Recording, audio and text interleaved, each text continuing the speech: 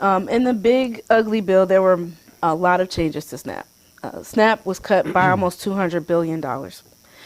And the masterful way that the cuts are going to happen is that it's not all at once. It's not just like everybody who's between 60 and 65 will lose their benefit. That's not what's going to happen. It's going to be over time, little by little, we're going to see more and more people drop from this program. The thing that's happening right now is that for the first time in history, we are in the state of Illinois, we're going to have to prove that everyone is working 80 hours a month to continue to keep this benefit. If you're not working, you need to volunteer 80 hours a month or be enrolled in an approved SNAP employment and training program.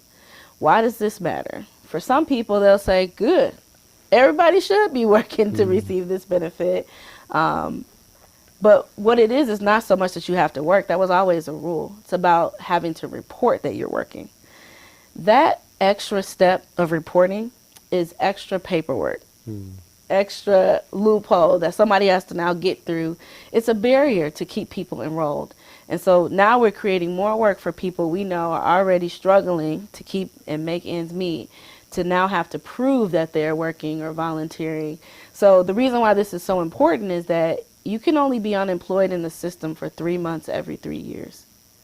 So if they started evaluating whether people are working on February 1st, if you're unemployed in February, and then you're unemployed in March and unemployed in April, on May 1st, you will lose your benefit. And if you don't even know this is happening, or if you just can't manifest a job in those 3 months, what we expect to see is hundreds of thousands of people lose their benefits on May 1st. This will be the largest cut in history of people losing benefits. We'll see long lines at the pantry. We won't have enough food to serve all these people likely. And we have to prepare as a community to try to save as many people and get them on